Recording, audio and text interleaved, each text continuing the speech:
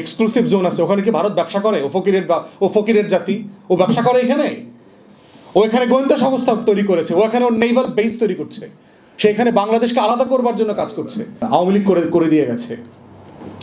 সিদ্দিক ভাই জানেন কিনা, ভারতকে 1000 না যেন 1500 একরের একটা এক্সক্লুসিভ ইকোনমিক জোন দিয়েছে। 1500 একরের ফেনী নদীর এবং বঙ্গোপসাগরমুখী। বাংলাদেশে প্রায় 100-র মতো এক্সক্লুসিভ জোন আছে, ইকোনমিক অর্থনৈতিক জোন আছে, পৃথিবীতে এটা করে। কোনো রাষ্ট্রকে এককভাবে দেওয়া হয় না এটা। এবং আপনি কোথায় দিয়েছেন? সেটা দিয়েছেন ফেনী নদীর ওই পারে বঙ্গোপসাগরের মুখে। তাহলে যদি ফেনী নদীর ব্রিজটা ভেঙে দেয়, তাহলে কিন্তু পার্বত্য চট্টগ্রাম এবং চট্টগ্রাম বিভাগ কিন্তু বাংলাদেশ থেকে আলাদা হয়ে যাবে। রাইট। এবং সেটা নিয়ে আজকে ভারতের প্রোপাগান্ডা মেশিনগুলো কথা বলছে। কলকাতা নিয়ে যাওয়ার গল্প বলছে না, দেখছেন না? যে কলকাতা নিয়ে যাবে। কেন বলছে তারা? কারণ জানে যে ওইখানে আমার 1500 একরের এক্সক্লুসিভ জোন আছে, ওখানে কি ভারত ব্যবসা করে? ও ফকিরের জাতি, ও ব্যবসা করে এখানে? ও এখানে গোয়েন্দা সংস্থা তৈরি করেছে, ও এখানে ওর নেভাল বেস তৈরি করছে, সে এখানে বাংলাদেশকে আলাদা করবার জন্য কাজ করছে। রামপালে কি ভারত বিদ্যুৎ উৎপাদন করতে আসছে সুন্দরবনে?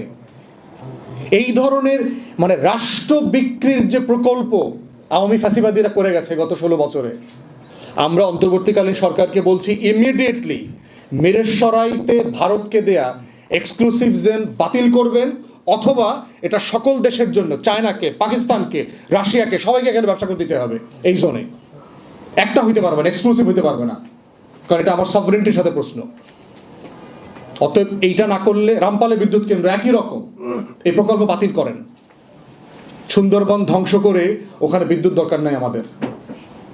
আমরা অন্ধকারে থাকবো, তারপরে বাংলাদেশ রাষ্ট্র রাখতে হবে।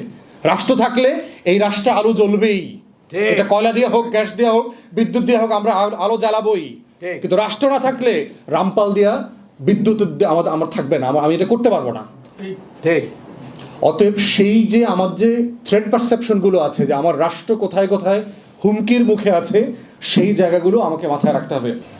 2007-এর দেখেন আপনার, এই যে indigenous community, protection of the indigenous কমিউনিটির ব্যাপারে একটা কনভেনশন হয়েছে জাতিসংঘের।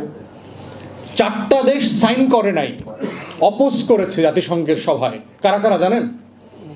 যে আদিবাসীদেরকে স্বীকার করে নেয়া জাতিসংঘের যে কনভেনশন, 4টা দেশ এটা অপোজ করেছে। তার ভিতরে আমেরিকা 1 নম্বর, ইংল্যান্ড, কানাডা, অস্ট্রেলিয়া, নিউজিল্যান্ড।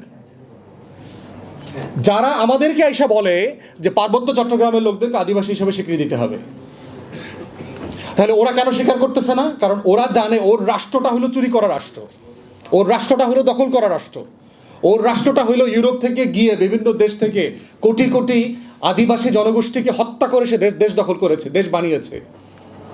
এই জন্য সেটা সাইন করে নাই, এখনো করে নাই এটা। তাহলে তারা আমার দেশে এসে এখানকার আদিবাসী জনগোষ্ঠীকে, এখানকার ভূমিপুত্রকে বলছে যে তোমরা ওদেরকে আদিবাসী হিসাবে স্বীকৃতি দাও। ভূমিপুত্ররা সেটেলার বলতেছে।